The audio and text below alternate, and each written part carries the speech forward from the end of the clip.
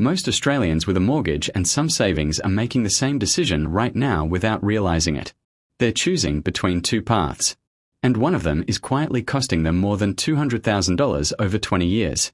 The frustrating part? Both paths feel responsible. Both feel smart.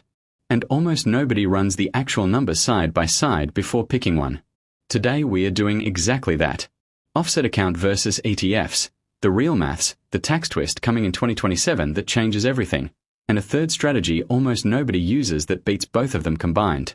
Let's start with the offset account, because most Australians instinctively trust it and most financial content never properly explains why. Your offset account is a transaction account linked directly to your home loan. Whatever dollar amount sits in that account gets subtracted from your mortgage balance before your lender calculates interest. So if your loan is $600,000 and you park $80,000 in the offset, you're only paying interest on $520,000. That $80,000 isn't generating income. It's eliminating a cost. And here's the part that makes the offset genuinely powerful. The interest saving you get is completely invisible to the ATO. It's not income. It's not a capital gain. It never gets reported. It simply never gets charged in the first place. With most variable home loans sitting around 6% right now, that $80,000 in the offset is delivering a 6% guaranteed, tax-free return every single year. Now think about what that actually means if you're in the 37% tax bracket. To match a 6% tax-free return with a taxable investment, you'd need to earn roughly 9.5% before tax just to end up in the same place after the ATO takes its share. No volatility. No market risk. No month where you open your banking app and the number has dropped 15%. Just a clean, consistent, tax-free return that compounds against your mortgage every single day. That's a genuinely compelling proposition. And it explains why so many financially switched-on Australians park their cash here and feel completely justified doing so. Now let's put that same $80,000 into ETFs and see what actually happens. Exchange-traded funds give you exposure to hundreds or even thousands of companies in a single purchase on the ASX. VAS tracks the top 300 Australian companies. VGS gives you broad exposure to large international companies across developed markets. The long-term average return on the Australian share market since 1980 sits around 13% per year, including dividends and franking credits. Even after adjusting for inflation, real returns on Australian equities sit around 7 to 8% per year over the long run. Over the past 5 years, broad market ETFs have delivered somewhere between 8 and 11% annually depending on the fund. Some international ETFs have pushed even higher than that. Raw numbers: ETFs win. More growth, more compounding, a bigger number at the end. But here's the reality most financial content skips over. In 2022, most broad market ETFs fell between 5 and 10% in a single calendar year. During the GFC, the Australian market dropped more than 40%. If you'd put your $80,000 in right before that crash, you were sitting below $48,000 within months. Markets recovered. They always have. But that experience changes people in ways a spreadsheet doesn't capture. It causes panic selling. It causes people to freeze. It makes investors abandon a strategy right at the exact moment they should be holding firm, which locks in the loss permanently. Meanwhile, the person with $80,000 in their offset saved the same amount of interest that month as every other month. Completely unaffected. Completely unmoved.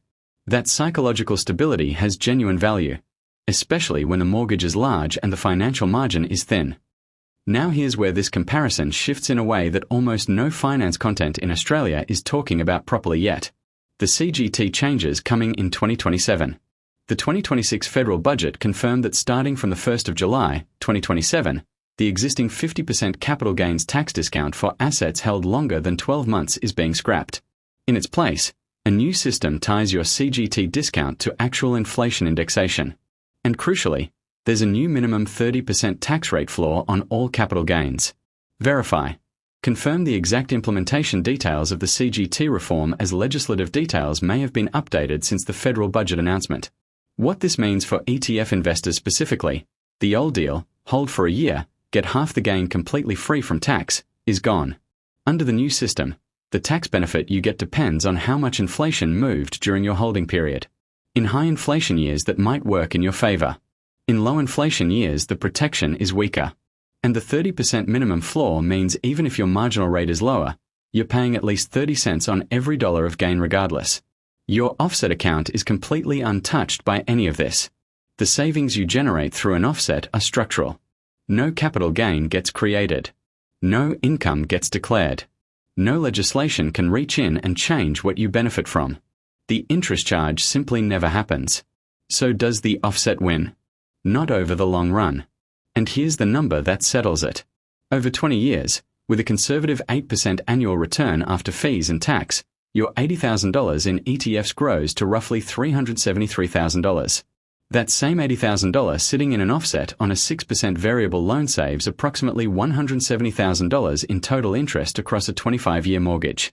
The gap between those two outcomes is over $200,000 in favor of ETFs. And that gap widens every year you stay invested, because compounding accelerates as the base grows larger. But here's the thing the spreadsheet doesn't show. And this is the argument for the offset that genuinely changes the conclusion for some people. When you use an offset aggressively, you can shave 5, 6, even 7 years off your mortgage. And the moment that loan is gone, something powerful happens. Every dollar you were putting toward repayments suddenly has nowhere to go except into investments, into super contributions, into genuine wealth building with zero debt hanging over it. The offset doesn't just reduce interest. It compresses the entire debt timeline. And everything that happens in the years after the mortgage is gone accelerates dramatically because your cash flow is completely freed up. For some Australians, the debt-free moment is worth more than the compounding difference between the two strategies. Not in maths. In life. Now here's the third option. The one most Australians have never heard of.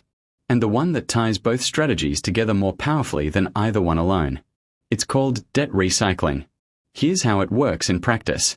You keep your spare cash flowing into the offset, which gradually reduces your principal loan balance.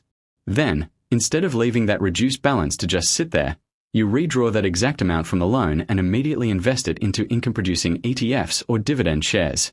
The key shift is this.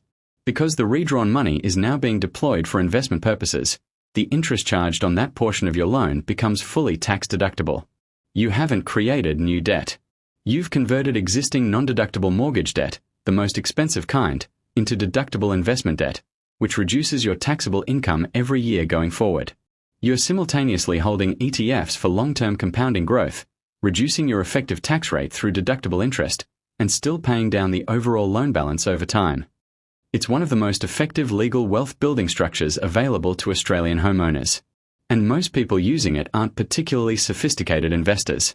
They're just disciplined people who understood the mechanics and started.